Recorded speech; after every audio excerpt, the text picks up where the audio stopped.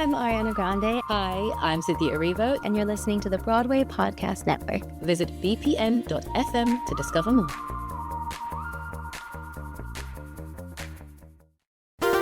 There's a cat over here. There's a cat over there. And the wrong one died. And the wrong one died.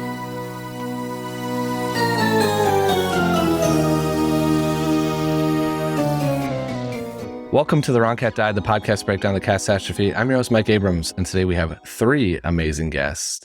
This past April, a wonderful university in Windsor, Ontario, Canada, called St. Clair College, did a production of Cats, and it was pretty much all I saw on social media for weeks. I knew I had to learn more about this production to share with you all. So joining me today is the director, Kristyn Wiklanski, who played Cassandra on the 5th U.S. National Tour in 2006, as well as Tatum Roy and Camryn Winnicky-L, who played Bomb Ballerina and Demeter. So thank you all three for joining me, and I'm excited to learn all about your production today. Yeah, thank you for having us. Thank you. I will start by saying I played a lot of hockey in Windsor growing up, being from Indiana. So I am very familiar with your town, but as a young child. And so I was excited to see that you all were doing this. And I want to hear about your production because, again, it flooded my social media feed in the best way possible for a good couple of weeks. So I want to actually just start at the beginning because this is by doing this as a university for essentially a long weekend, right? Like it's a very short run. You don't get to pick the show, right? So I'd love to hear what was your reaction when you decided to do Cats and heard that you were going to do Cats as your show?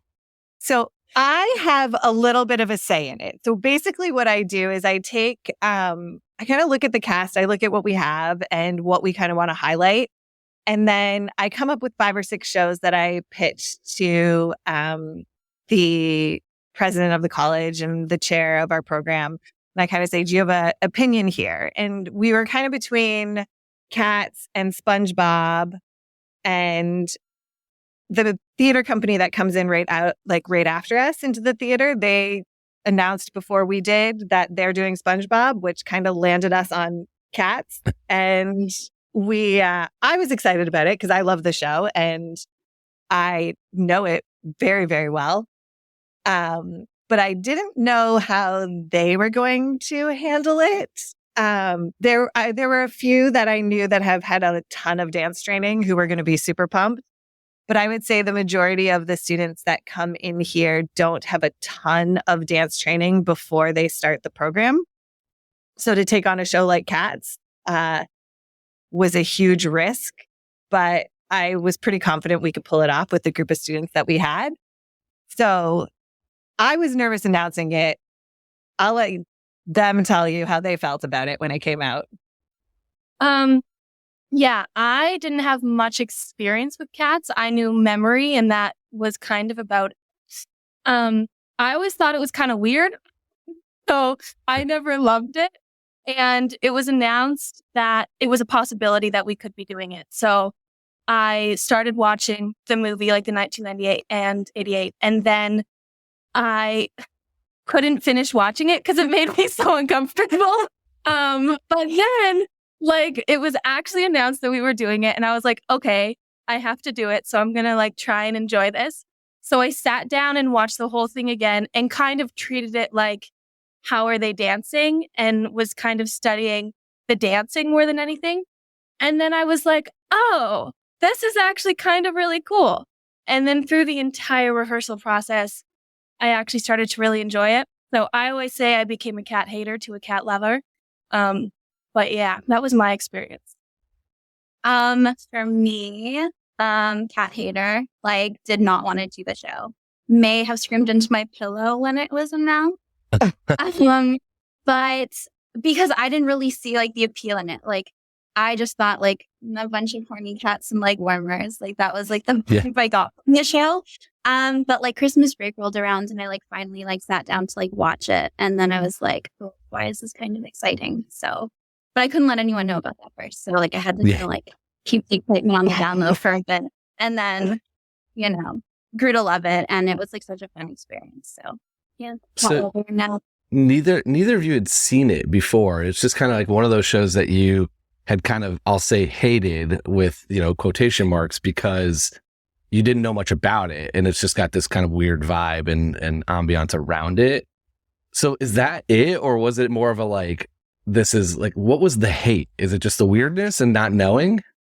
Okay, well, for me, like, before I came to St. Clair, I was doing a lot of like Grotowski cat work. So like just like the appeal of like being a cat was not fun for me. Yeah. But like, yeah, like I didn't really see it. So I guess I did not give it much of a chance before.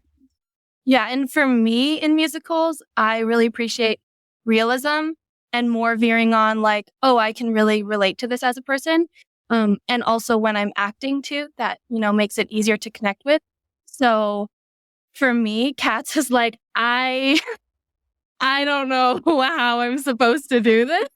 But yeah, obviously that wasn't the experience I had, but going into it, was my mindset. Yeah, that makes sense. I always ask this question because I've yet to hear a really like thoughtful, deep reason of hate. It's always just like, I didn't understand it. I didn't get it. It was kind of weird, but there's never been. So it seems like that's still the thing, but now you have converted into deep Cats fans because of this. Yeah. I love it. I think that's the way we're going to change the opinion in America, is just make more people have to do it. Okay. So let's dive in now to, you start this process, you find out you're doing it, and you get into the rehearsal. You're watching this 1998 movie, which is super weird to watch in a like any setting. I watched it on a plane, which was a huge mistake. But I want to hear a little bit about like how you got into then the storytelling and the arc of knowing that you have this rehearsal process where you have to learn the dance numbers, you have to learn the singing and the choreography, you have to learn all these different pieces, but also there's the like, how do you be a cat and how do you portray your story? And like the storylines that you two both had with Bon Ballerina and Demeter play off of each other a lot. So I'd love to hear how much story goes into a production that is only going to run for a very short window versus just make sure you're here so you don't kick this person when you do this dance number. Like, what's the balance of that? Okay, listen, they did, once I kind of told them, once they bought into the idea of doing the show, they deep dived into the internet and quickly found the hardcore fans of the musical and would show up to rehearsal, and they would have all of these theories that they had never heard of before. So the amount of work that they put in, like one of them came to, Victoria and Misto came to rehearsal one day and they're like, we're brother and sister and Bustopher Jones is our dad. And I said, I did not know that, but let's run with it.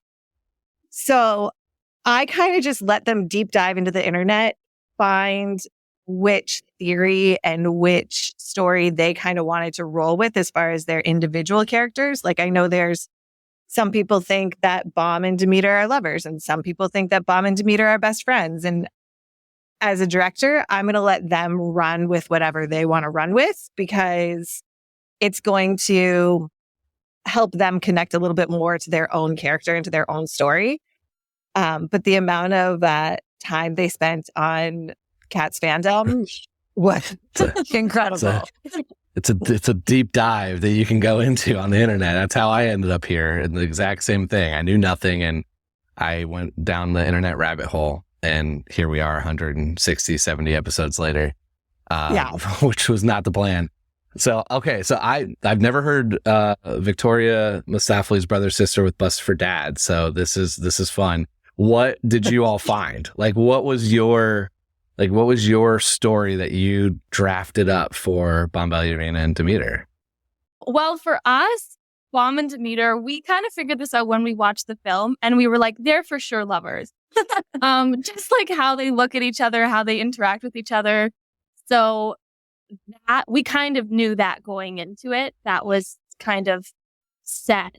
And Demeter being the, scared, skittish cat with trauma, and then Bomb is just always there kind of looking after her.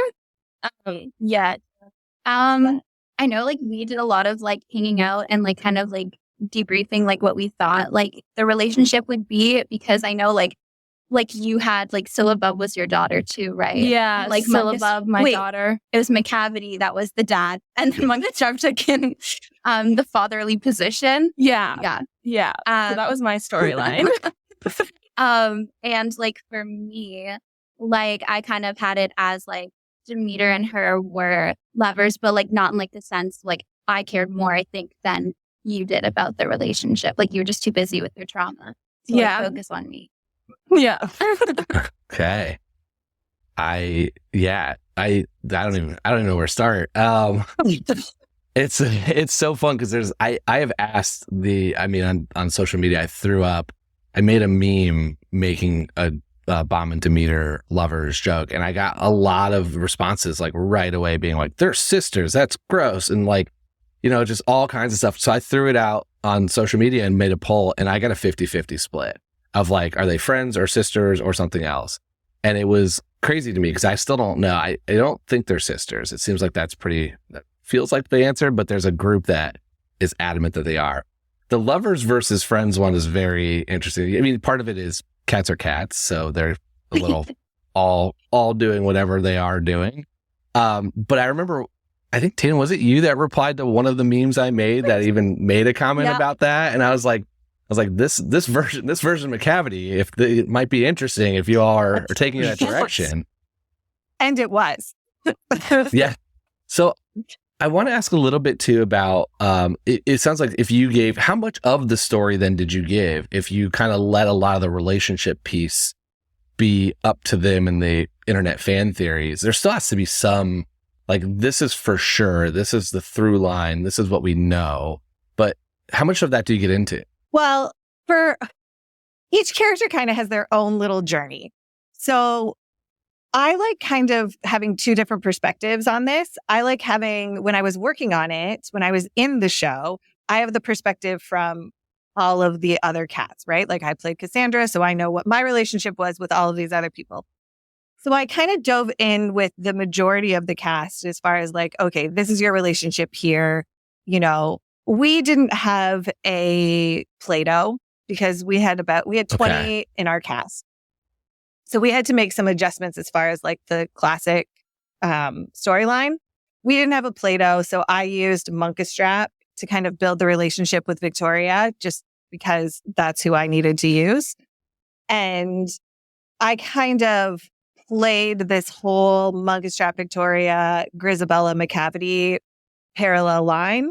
So I dove into the story a lot with some of the characters, but then I also left a little bit of a mystery for the other characters. So like I dove into this whole world with Grisabella, and for me it was like, okay, this is your secondary reality, right? Like what we went into was this story that she was trying to be selected, but really it was her choice to be selected because all of these cats were like a little piece of her, right? Cassandra was her strength and her pride, right? And Bomb was her, attractiveness and appeal. And Victoria and Mungus kind of represented where she took a turn for the worst. So I kind of had Grisabella always on the stage anytime Victoria and Mungus were together, just kind of peering into what storyline that was. And that's just kind of where we went with that. And, I told her, I was like, okay, in our version here, you were at one point Victoria and your Mungus was McCavity. And you kind of went off with McCavity he kind of took you off. And at that point, he wasn't going to let you go. He was going to keep you on the dark side. And you tried to get out, but he, abused you for years. And that's kind of what took you away. So now that you've come back into the tribe, and now that you've got away, you've escaped from McCavity, you've come back into the tribe, they don't believe you. They think that you made this choice to go away with McCavity, and now they're all shunning you. So not only have you left the tribe on your own initiative initially, but then he kind of kept you there, abused you for years. You came back and now nobody believes you. That's why you're here. And she saw herself in every single one of these characters. Like I told her, I was like, okay, for me, what we're going to play here is Jenny's your mom. Bustifer's your dad. You know, Cassandra was your best friend. That's why she's always the first to kind of challenge you when you enter the scene. Bomb and Demeter kind of represent the scaredness from Macavity, but also the sex appeal from Macavity. Victoria and Munkastrap represent the initial relationship you had with Macavity. That's why she's always peering. That's why when she would sing her songs Memory, I would have her find Victoria at some point. And I had Victoria kind of move all around the stage. So she really had to search for her when she found her and warn her that things could go bad for her, you know, but also kind of reliving the beautiful that once was. So I dove into storyline a lot with Grisabella just because I feel like it's a weird character to try to make sense of. You know, she just kind of appears and sings a song and then she gets picked, but why does she get picked? And I was trying to make sense of that, at least for her and for myself. But so it was really like, but for all of the characters, it was really a play. You know, I kind of led them through the story, but they also brought their own to it. And I embraced it. And if they said, this is what we're doing, I said, let's roll with it. Let's give that a try. That's amazing. I love a couple of things that you said that I had not thought about. I'd never really thought about each cat being a piece of like Grisabella and her story, if you angle that. Mostly probably because I view this from the lens of she shouldn't have been picked. So I don't like think that much about her, of her storyline. But that's a very interesting way to think about it. So I want to ask on that note, what's Gus's piece to her? So Gus's piece to her, and I told Gus, I said, you are the grandpa. There's two different ways that we can look at it. When Gus is telling the piece, Gus is like the grandpa who has lived the life and is telling the story. So when she views Gus, she is back in her youth, kind of listening to the end of life story, which is really where Grisabella is for me, you know, in this piece. Grisabella's at the end of the life. So she kind of visualizing, looking back on everything that she has done. Has she done enough to be picked? Has she not done enough to be picked? That's kind of where the Gus lies for me. But also she kind of sees what's coming for her if she's not picked. You know, it's this constant sense of reliving the past, which for her, she does not want because once she left the tribe, things got real bad over there with Mr. Macavity. Mm-hmm. So to have to to have to relive those experiences if she's not the one picked, if she's not the one who can get out of there, that's kind of where Gus went for me. But again, only from the Grisabella perspective, right? Like the cats who are in the show have a completely different perspective of Grisabella, right? Everybody thinks Gus should be picked. Gus is the cutest. Gus is the best. You know, like Gus is great. So from the cat's perspective, Gus is the person, you know, but just kind of where I went with trying to make sense of the story, which again, the audience has no idea what we're doing. They're just like our MD, John, who just said so many times to me, he's like, Kristyn, it's just about cats. And I was like, not John, it's about so much more. He's like, just a bunch of songs about cats. I was like, we'll agree to disagree, John. Yeah. The one thing I have learned over the years is that there are a lot of people that don't know. It's just cats about cats and songs about cats. And there are a lot of people that know way more than the four of us do, that know every inch of this musical. And so there's probably somebody in that audience that has an opinion on some of the relationships you're playing. So Camryn and Tatum, I want to hear from you two. As you heard the story that you were given, but you did your deep dive of the internet lore. So I want to hear, what did you necessarily, first of all, what did you read that you were like, wow, I would have never thought that, like just kind of opened your eyes, like that's a relationship I just didn't think of. And then also, what did you all add where you were like, hey, the internet might have missed here. We're going to put this story together.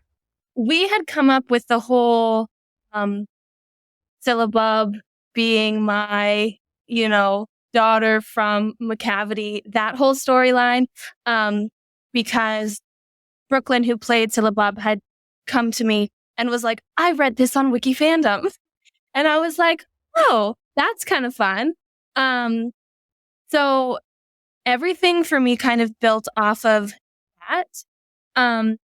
My own personal storyline and journeys throughout the show, because all of the cats are there and they want to be picked, right? They're all the Delicable and they want to be picked, and, that's a whole thing. So at the beginning of the show, that was kind of my mindset for Demeter, was like, I want to be picked. I want to, get out of this trauma. Because in my mind, this is my first Delicable back from leaving the cavity. And then every time Syllabub would sing, the memory reprise, that would kind of be the one thing that I would cling on for hope that was there. And then the last, the actual memory, the last time Syllabub sang her little section, I was like, oh, I'm meant to stay here. So then when Grisabella went to the Heaviside layer, it made sense to me. And me as my character, I was like, I'm happy for her. And I wanted to say, because Syllabub was there and she was kind of like my life.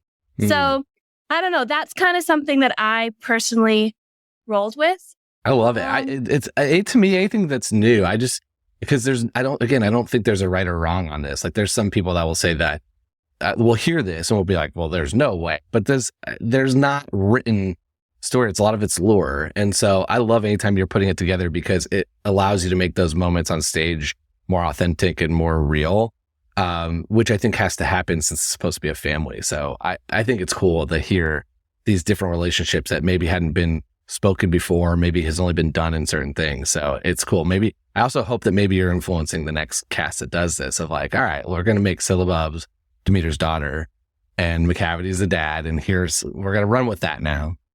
Yeah. Well, even things like Brooklyn came in and she was like, I am Demeter's daughter. I was like, cool, let's put you in the same color unitard.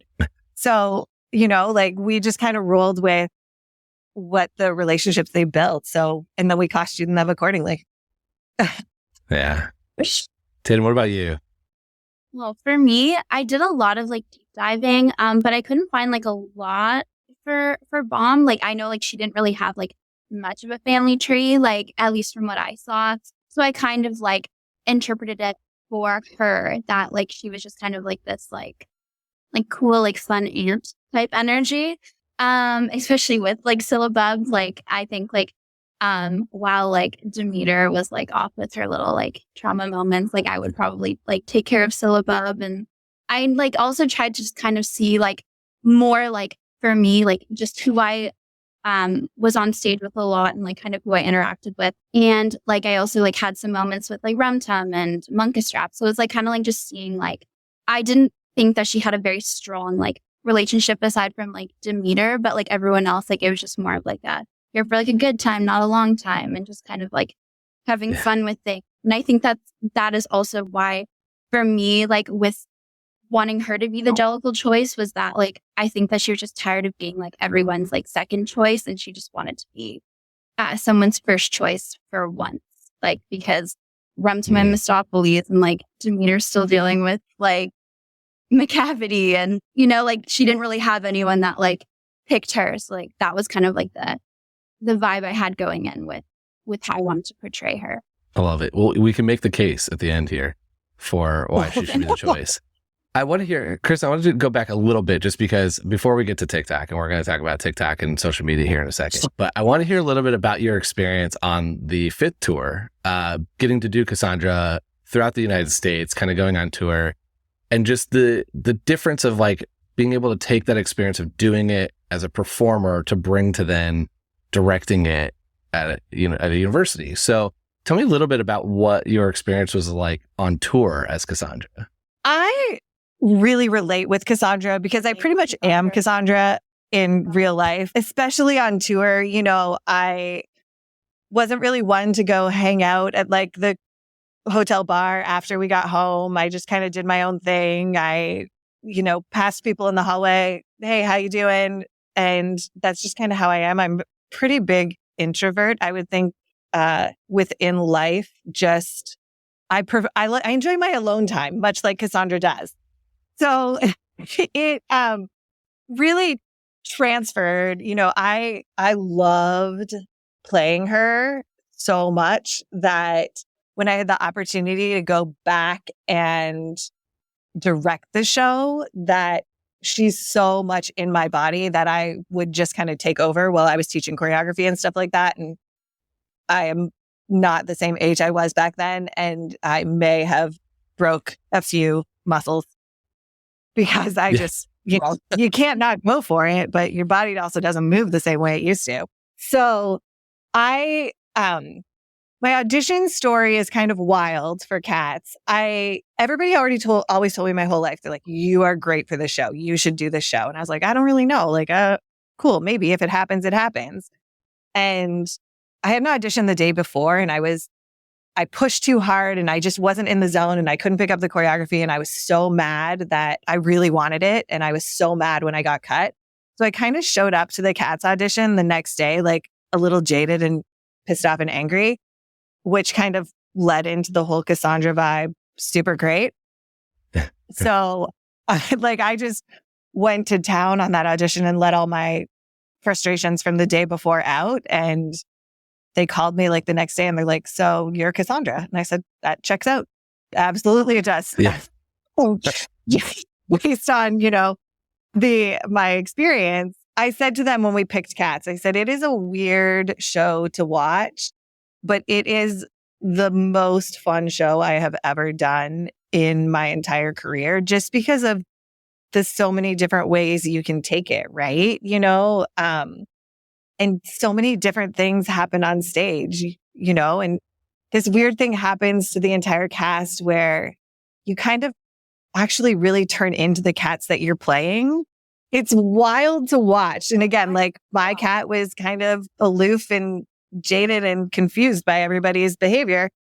So when things like that kind of started to happen on stage, I was like, what? Like, you cannot make that jump. Like, you're a human. We're not really cats. But I mean, they went for it. Like, people went for things that cats could do and humans couldn't do. And most of the time they executed pretty well. And I was always surprised. I was like, wow, good for you. If I could go back 20 years again and pick a show to do again, it would be the show in a heartbeat. So getting to kind of relive it from another perspective was phenomenal. And directing the show was a completely wild, different experience. Because when I was on tour, I was very self-involved and only cared about what I was doing as per my character.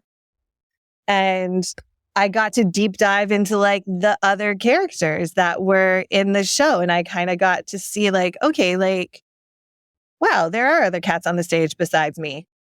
And, so I got to explore Grisabella's path and I got to kind of spend some time with Victoria, which if I were doing it, I'm considerably too tall to ever play a kitten or to play Victoria. So to kind of get to spend some time in those other characters was really fun. Like I really enjoyed the two kind of separate perspectives that I had working on the show. One thing you said that I completely agree with and I hear a lot is that the freedom while still following kind of the path of the story and, you hit your marks and the dance doesn't change.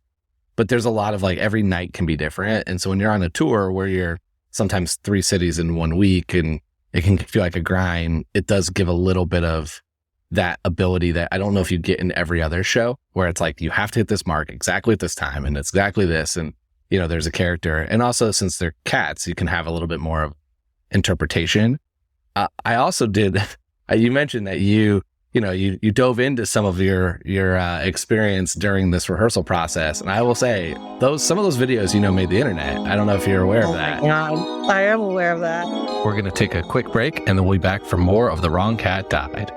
I want to talk about the social media side of things because one thing that has been an unexpected surprise for me of this show is I know about the official big productions happening, and I don't usually know about a regional theater doing it or a college production or any of these that pop up until all of a sudden I have like 15 new followers and they're all like commenting. And then all of a sudden it's my entire For You page on TikTok and everything else. And I love it every time because it's so fun to see. One is usually it's seeing people that were Cats haters turn Cats lovers. There's usually that like transition, but also there's the journey of figuring out your story and character. And for me having 100+ episodes of people you can go dig into, it's kind of, I'd never thought about that as a way that's like almost a research tool for you all to be able to go and look and see, hey, here's what this person who did it in 1987 said about the show and their character. So I want to hear about how much thought goes into your social media when you're doing this, when you have this opportunity that's super unique and very visual, versus how much is just like, we're here, we're filming, we're just going to film everything and throw it on the internet. I mean, they filmed everything and they threw it on the internet. Yeah. You know, like everything. No, I think my first TikTok I made was like, I think it was like the end of January or February. And we had like this, like, just like this program party. And there's like 10 of us left. And we made like a drunk, like cats TikTok where we like just like did like opening Angelical. Cause like at the time that was, I think, all we had blocked. So we had done that. And I was like, this is really funny. I kind of want to post it. And I did. And yeah, like the rest of it was like, I was like trying to think of things like, I know like for you, like you can obviously speak more about it, but like you were more like the rehearsal process. And like mine was more like the silly, like people going method during cats. And that's weird. Like that's sort of like my TikTok. We're more of like the silly, like off like rehearsal process, like stuff. Yeah, I've never been a big social media person until like last semester. And I was like, oh, I can just make silly videos that I think are entertaining and maybe other people will find them entertaining. And I enjoy the process of like editing them and going through the footage and all that. So when I knew we were doing cats, I was like, oh, this is going to be entertaining. I was like, this is going to be fun. So I never had the expectation of like wanting them to get a lot of views. I was just like, oh, I think these are funny and I want to share them. But yeah, I would go into rehearsals being like, media Camryn is in today. I will be taking TikTok footage. So whenever I wasn't having to do blocking, I would be like in the corner. And then if I was going up, I would get someone else to be in the corner and record. There was a lot of footage to go through. But I kind of had some sort of plan going in of like, today I'm going to do like lifts and tomorrow I'm going to do like Kristyn cleaning the numbers. But yeah, so mine was kind of more rehearsal process and all that to take people behind the scenes. Yeah. People love cats on the internet. It's shocking. And I'm going to out Tatum here, but, when we first started this rehearsal process, they said to me, they're like, Kristyn, are there any videos of you doing cats? And I was like, no, you guys, like this was in 2006. Like there's still flip phones. Like nobody had a camera on their phone. Somebody would have had to smuggle like a camcorder into the theater and record the entire show without getting caught by like an usher and then transpose that so it would be digital. Well, sure enough, I was like, it doesn't exist. It's not out there. Don't look for it. So Tatum over here spent one night deep diving into the internet and found a full bootleg copy of the 2006 Cats tour. And I got a message the next day saying, I found it. And now we're having a watch party. And I thought, oh, great. Here we go. Wasn't that hard. It really wasn't that hard. It was that hard. No, it was. Yes, it was. She's very good at stalking. It was hard. So if anybody wants to see that 2006 tour, it's out there on the internet. Yeah. Well, we can link it here in the episode description here so we can have that video. It might hopefully it doesn't get taken down if I do that. Right. But it's I mean, they're most of them are there. I have been able to find at least maybe not a full production, but a number or two from almost anything. It's like the depths of YouTube is deep. But it is true that it's like it wasn't a flip phone. Like it's not like now where everyone's got some camera in their pocket and they can try to sneak their way in. And in some cases, I don't know how much the theaters care. I know they do, and you want to like have that, but it seems like performers really like it because it's like cool to see those moments. But I love that you found it. I love that you dug deep and that you were like, all right, we're going to show. And the watch party, I mean, that's amazing. I enjoyed the entire thing. For me with the social media is it's such a visual show that it gives you an incredibly visual opportunity to display on social media, and also very different from what you're normally posting. And so it seems to do really well because it's just like a very moment in time where it's like, wait a second, why are you dressed as a cat? Like, it's just like, it shocks kind of people in the beginning. And it's also really a lot of transition opportunity, and then figuring out how to do the makeup and how to do all the different pieces. And I don't know how much felinity you all did, but how to learn how to move like a cat and all that stuff that comes with it is just built for current social media, where our attention spans are very short and you can have a very quick visual burst of like, wow, saw that. And then you flip to the next video. So I loved it, and I loved seeing it, the whole thing. I mean, not just the two of you and the three of you, but a lot of your castmates. It just popped up all over my feed for a while. So yeah, I hope you keep some of the footage though.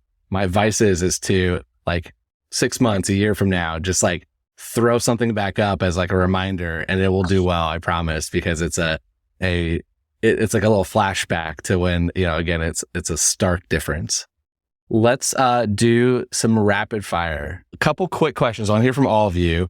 And then we'll get to the $1 million question. So the first one is, if you could go on for one night only, any cat, whether you could sing it, dance it, perform it, just, I really want to do that track for one night, who do you want to go on as? I want to be Misto. That's who I want to be. Again, I'm way too tall to be Misto. But I love the magic. I love making things, pop out of nowhere. And who doesn't love a light up jacket? That's where I want to land, just for one night. Mine would be Rum Tum for sure. Yeah, the songs, so good, and the riffing that you can do, so good, and also just the fact that he can just like chill on stage, like fully just not caring at all in whatever position, just relax, just kind of chill in there. That sounds really nice. For me, Monkey Strap. I was like. During the rehearsals, I would have like Murad, who played Monkey Strap, like teach me how to do the pump because I wanted to do it so bad. I also just love like the songs that he did, and like if I could have like Murad's like flipping ability too, like I'd be a happy person. But I think love it. Who are your favorite and least favorite cats, character wise, like personality wise? Personality wise, my favorite cat, personality wise. Oh, I didn't process this one yet. Hold on. Let's think. I think my favorite cat, personality wise, is probably Bomb, which is probably an unconventional pick, but I just like the strengths and I like the confidence that she has. And my least favorite cat is, again, an unconventional pick, but Jenny kind of annoys me. It's just like there's a lot going on there, and sometimes I think she tries too hard, and that's always not something that I love. Now I teach tap here. I love it, and I love a good tap dance, and I love that you can teach some cockroaches how to tap. But I think I'm a little turned off by people who try too hard in life, so that's my choice there. I'll go off of my least favorite because I was going back and forth between Jenny and Skimble.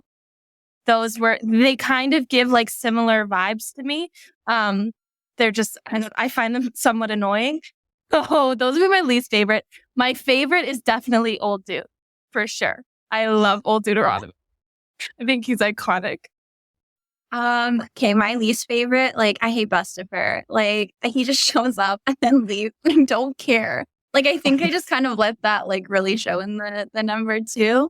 But I think my favorite, I like Monkey Strap. Like, I just think he's like a solid guy, He's just wants to protect the tribe, good next in line, like for Old Dude, like, yeah, just an all around good guy. What's not to love?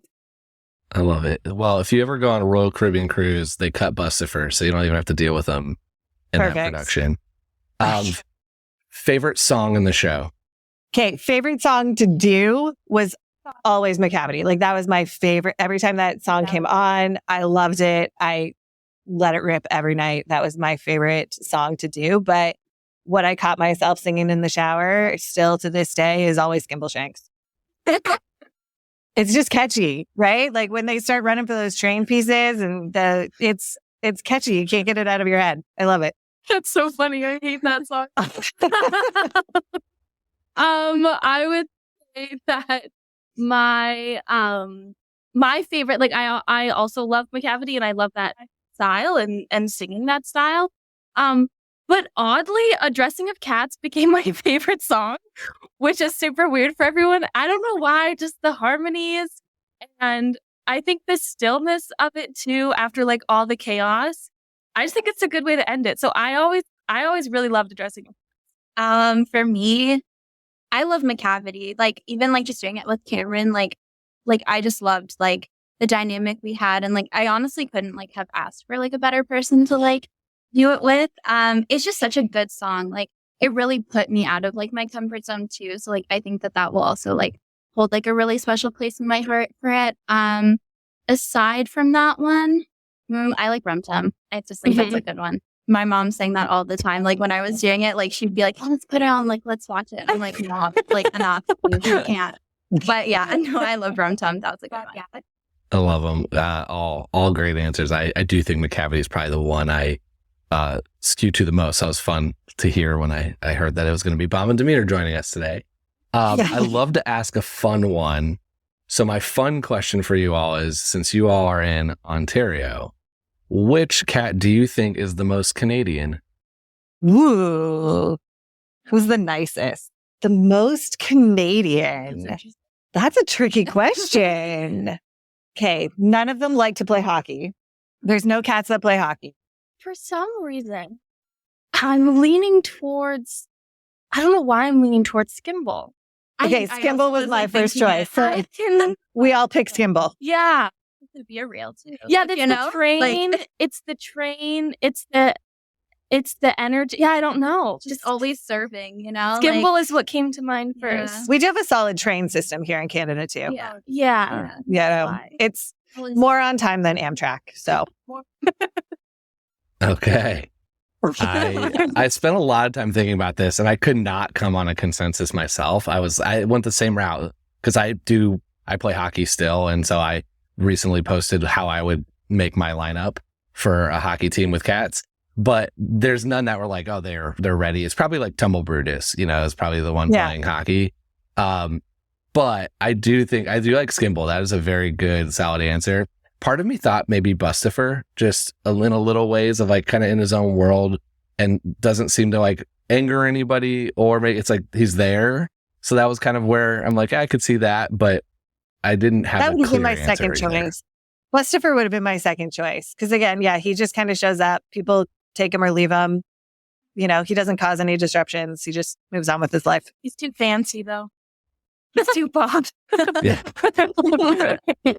Fair. Very fair. Okay. We're here to the $1 million question. I want to hear from you all. If you're making your Jellicle choice, not the show, not what you were told, not what you were directed, but if you get to pick your own Jellicle choice, who are you picking and why?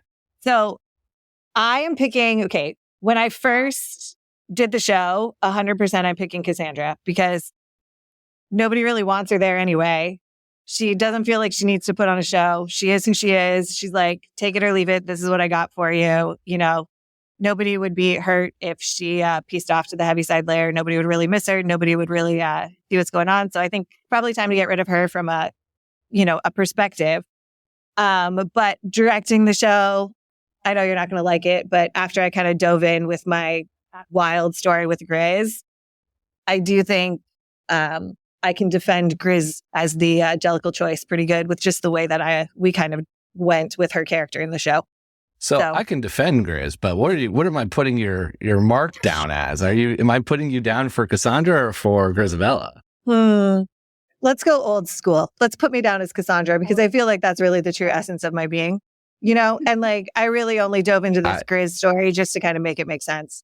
So agreed. I don't think like we can make it make sense. It's a redemption arc. Like, of course it's there. Right. It's been doing 45 years of this show. Doesn't mean it's wrong, but I'm going to put you down for Cassandra because I want a non-Grizabella vote to go towards the poll. There you go. I just doing the show. Grisabella made sense to me. And I was like, oh, that makes sense. And it's also the only like really through storyline that's a universal truth. So I never really questioned it until I listened to your podcast. And I was like, oh, I've never thought about that. Then I was thinking about it and I was like, how iconic would it be if just old Deuteronomy was like, peace out. Like, actually, it's my time to go, because he's dealt with too much stuff.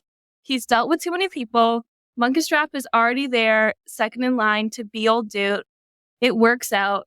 I think that'd be a pretty iconic ending if he just chose himself to go to the heavy side layer. Real power move. Kind of like Yoda going. He's gotta go. He's gotta go sometime. Yeah, exactly. So I think he should choose when that happens. What I think. My vote. I'm going with Bomb. I just think like here for a good time, not a long time. Like she's had her fun, and I think that like she's had enough of these people. I think like, bro, I can't deal with you anymore. My trauma's too much. She's just too much. Sorry. So I'm gonna say Bomb. Yeah, Gus still has too many stories to share. He's not ready to go yet. No follow-up questions now that I have 3 non-Grisabella votes. So There you I go. will accept this as a win, and we will call it a day. How can people stay in touch with you on social media and track back to all the fun stuff you posted and see everything that you're going to do in your future? Well, you can follow us on Instagram with the St. Clair College Music Theater Performance Program. It's at SCC Performing Arts.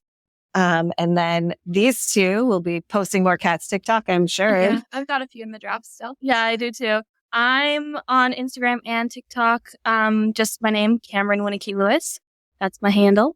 Yeah, same for me with Instagram. It's like first and last name. I can't remember what my TikTok is. I think it's just like Tate and then like with like 3 M's. I think that's it. Yeah, just my interpretation of my name, my first name. Yeah. We'll link everything, so make it a little easier. There you go. So that you don't have to try to spell it or find it. Well, this has been so fun to hear your experience doing it, and I'm glad that we've turned some Cats haters into Cats lovers, and hopefully more people will get to learn from your experience and become Cats lovers as well, and maybe you get to do it again in your future. Maybe. Never know. Never say never. We'll see. There's rumors of more productions popping up in Ontario, so we're hoping we get to experience it again. Amazing. Well, thank you all for being here. I really appreciate it. Thank you. Thank you. And thanks everyone else for listening to this episode of The Wrong Cat Died, the podcast breakdown of Cat Sash feed. To follow along, you can subscribe on Apple Podcasts, Spotify, or any other system podcast. Follow us on Twitter, Instagram, TikTok, and threads at The Wrong Cat Died, or check out our website, thewrongcatdied.com.